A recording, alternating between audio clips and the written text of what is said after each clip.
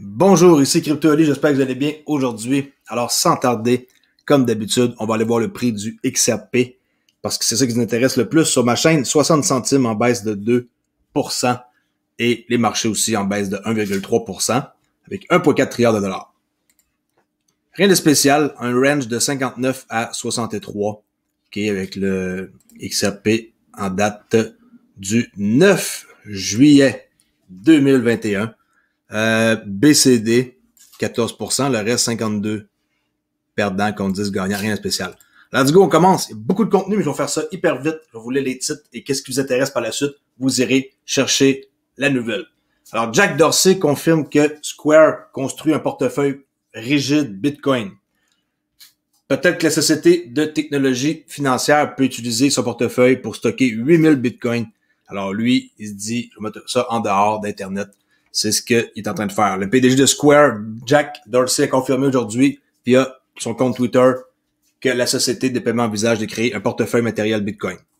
Cool. On va mettre ça sur son portefeuille, dans le fond, sa création. Ici, pourquoi la crypto est en plein essor au Nigeria malgré l'interdiction bancaire? On peut voir ici une nouvelle qui dit que les régulateurs nigériens ont tenté de sévir contre les crypto-monnaies. Maintenant, quelques mois plus tard, les claques, leurs efforts n'ont pas fonctionné. Oubliez ça, c'est là pour rester. Quelques mouvements arrivent, c'est inarrêtable. Essayez pas d'arrêter une tornade. C'est comme ça qu'il faut le voir. Circle sur le point de devenir public avec un accord SPAC. SPAC, qu'est-ce que ça veut dire? Société spéciale d'acquisition. Il manque une lettre là. Attendez. OK, regardez exactement la traduction en anglais. OK, Special Purpose Acquisition Compagnie. Une compagnie d'acquisition avec des spéciales. Je sais pas comment le traduire en français là. En gros, qu'est-ce que ça fait? C'est une société d'acquisition, également appelée société de chèque en blanc. Une société écran cotée en bourse dans le but d'acquérir une société privée, la rendant ainsi publique. Alors, privé, mais qui te rend public. C'est comme un peu une espèce de porte-arrière spécial. Alors, Circle, c'est ça qu'ils veulent faire. Et regardez le montant, 4,5 milliards de dollars. C'est pas rien, mes amis. Puis la société qui est derrière ça, le USDC, là, on le sait que c'est Stablecoin là, qui est derrière Circle.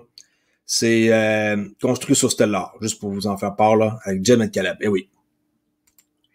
Let's go! La vente aux enchères de la Ligue junior majeure du baseball, maintenant, va faire en sorte qu'ils vont mettre des NFT, comme par exemple, ici, une bague des Dodgers de Los Angeles dans la série mondiale. Alors, l'enchérisseur gagnant reçoit un forfait qui comprend la bague des séries mondiales et la chance de lancer le premier lancé dans un match à domicile. Tout ça sur une vente aux enchères NFT. Les NFT sont là pour rester aussi. S'il y en a qui pensent que c'est juste un hype, détrompez-vous. Un investisseur britannique sur 5 en crypto ne sait pas ce qu'il fait. Ça, c'est 20%, les amis. 20%. 20% du monde ne savent pas qu'est-ce qu'ils font. Apparemment, les British ne sont pas mieux là que le reste de la planète. NFT Walking Dead, que j'ai jamais écouté la série d'ailleurs, pour parcourir la métaverse. C'est un mot qu'on va entendre souvent parler là. La métaverse NFT de Sandbox ajoute Walking Dead à sa liste de marques. L'émission télévisée sur l'apocalypse des zombies Walking Dead est entrée dans la Sandbox dans une métaverse à jetons non fongibles. Encore un autre jeton de plus. C'est incroyable, un après l'autre. Banque de Thaïlande, qui disent de ne pas utiliser la cryptographie pour les paiements. La Banque centrale a souligné que les crypto-monnaies n'avaient pas cours légal en Thaïlande. Comme par hasard, Thaïlande est un couloir très populaire avec RippleNet et beaucoup utilisé. Je l'ai montré à plusieurs reprises. Trouvez l'erreur. Il essaie de décourager les gens, mais ils ne seront jamais capables. Et même s'ils disent que ça n'a pas cours légal, trop tard. C'est on peut pas, comme j'ai dit tantôt, arrêter un tsunami. L'utilisation de la crypto en Turquie a été multipliée par 11 en un an selon une nouvelle enquête sur Cointelegraph. 11 fois multiplié. Quelque chose, là. Bitcoin sur le point de reprendre son passage à 100 000 au deuxième semestre. Ça, c'est Mike McGlone de Bloomberg qui dit ça. Alors, le stratège majeur de Bloomberg estime qu'au second trimestre de 2021, le marché haussier du Bitcoin pourrait bien reprendre, se dirigeant vers 100 000. En tout cas, si ça monte à 100 000, c'est bon pour tout le monde. Ça, il n'y en a aucun doute. D'ailleurs, on peut aller voir ici une charte. Mon ordinateur a redémarré pendant la nuit pour aucune raison. Il était off et j'ai tout dû reprendre mes fenêtres au complet, toutes mes nouvelles. Ça m'a causé beaucoup de problèmes. XRP, 60 centimes en weekly. On le voit très bien. Prochain objectif à la baisse, c'est 36 centimes si jamais ça se rend là. Sinon, en hausse, 1,9 en weekly. Et si on check le Bitcoin, 32 600. Il pourrait se rendre à 28 000 ou 41 000 là. C'est un des deux qui va se rendre. Lequel en premier, je sais pas. Et je regarde un œil sur le Dow Jones parce que c'est très important de savoir qu'est-ce qui se passe sur le Dow Jones pour un indicateur sur les marchés boursiers aux États-Unis pour voir c'est quand que ça va crasher. Ça pourrait être le top, on le sait pas. Ça, c'est un signe d'un top, ça peut ressembler à ça. Hein. Vous voyez, je vais mettre une flèche, là, le petit signe de la croix ici. Là. Ça, cette espèce de doji là ici, ça, c'est vraiment une incertitude. Alors, une incertitude pour monter plus haut, pour faire croire encore que tout va bien, puis qu'il n'y a pas eu de pandémie, ou une incertitude pour dire que maintenant, ça va crasher. Quand ça va crasher, ça va crasher. Et selon moi, ça pourrait crasher aussi bas que d'aller chercher le plus bas ici, là, dans les 17 000 environ, qui est 17-18 000, là. Si ça peut être plus bas, ben, ça va être dans les... En tout cas, là, je vais pas trop m'aventurer là-dedans, là.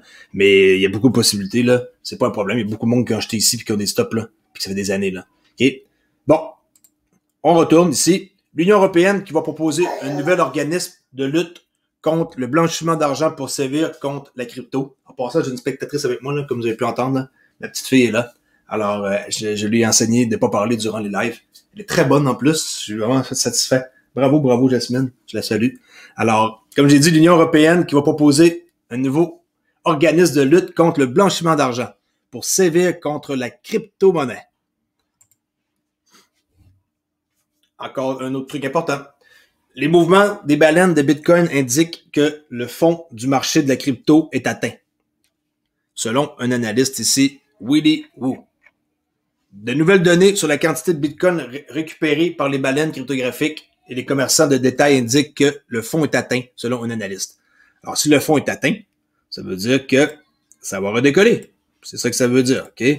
Mais le fond, il est-tu vraiment ici, le double bottom? Peut-être. On va voir. Les partenariats cryptographiques de Visa augmentent de 43% en 4 mois. Alors, tout le monde veut être partenaire avec Visa. On sait pourquoi. En plus, ils veulent implanter leur propre système de blockchain. Ici, Elizabeth Warren qui donne à la SEC la date limite du 28 juillet. Écoutez bien ça pour comprendre la réglementation sur la cryptographie. La sénatrice démocrate a déclaré dans une lettre au président de la SEC, Gary Gensler, qu'elle avait besoin de réponses d'ici le 28 juillet. Et regarde bien ici, j'ai trouvé la lettre ici qui nous montre... Attendez un instant, je la retrouve. OK, j'ai perdu ma lettre, elle est là. Voilà.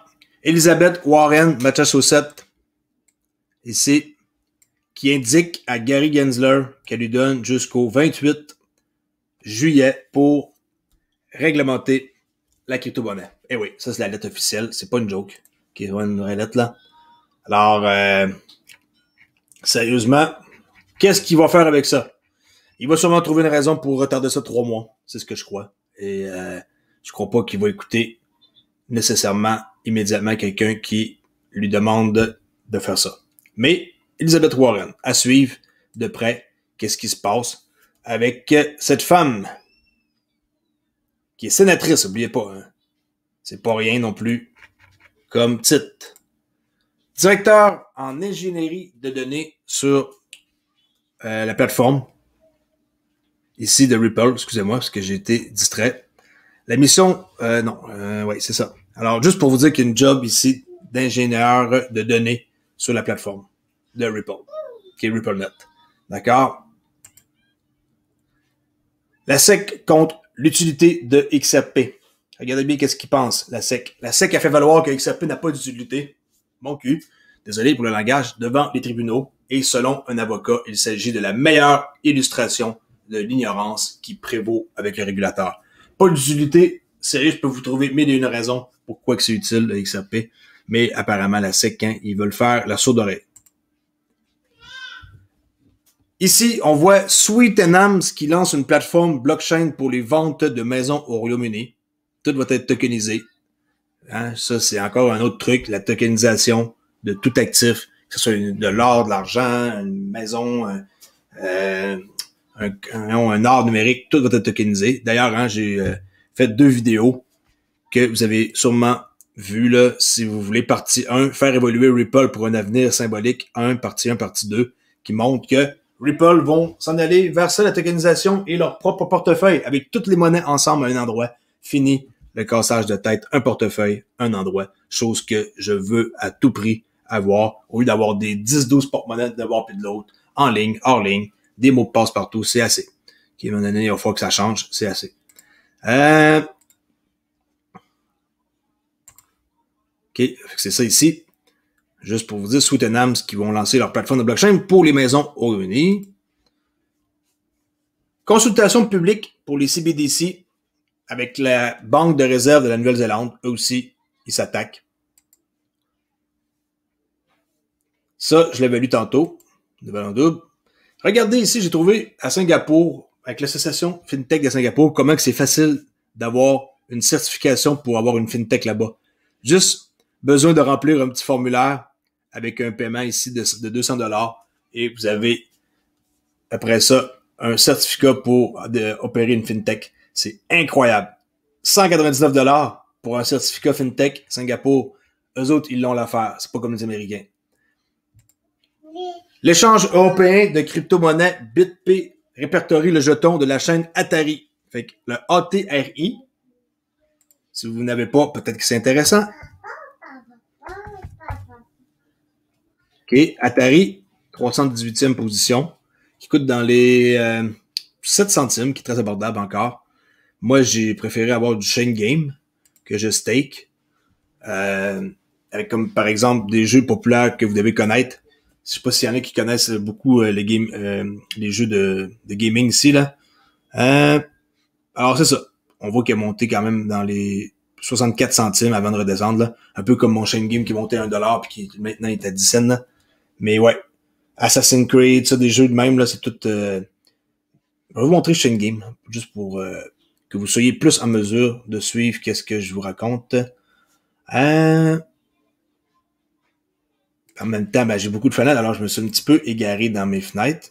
On va revenir avec ça immédiatement. OK. Bon. OK, j'étais rendu à Atari ici. Désolé, hein, si je parais mal organisé, c'est pas le cas. C'est que je suis sur un laptop, les fenêtres sont pas nécessairement grosses. OK. Je vous montre c'est quoi Chain Game.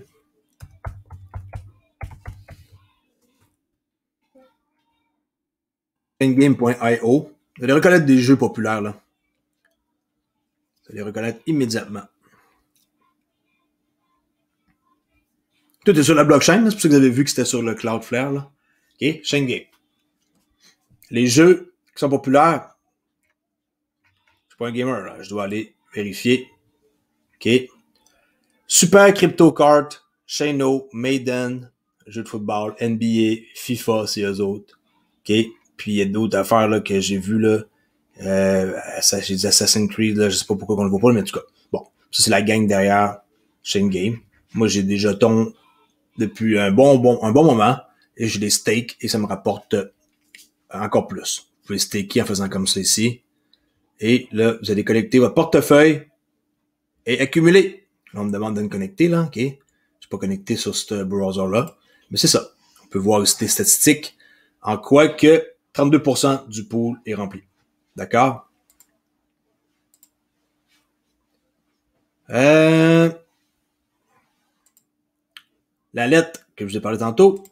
Ensuite, Wells Fargo qui ferme toutes ses marges de crédit personnel. Signe bearish. Pourquoi ils font ça? Vraiment intéressant. Pourquoi ils ferment toutes les lignes de crédit disponibles pour les clients? Comment dit, vous aviez une ligne de crédit de 10 000, maintenant, ils vont la fermer. Mais inquiétez-vous, vous allez devoir payer et rembourser, ça c'est clair. Hein?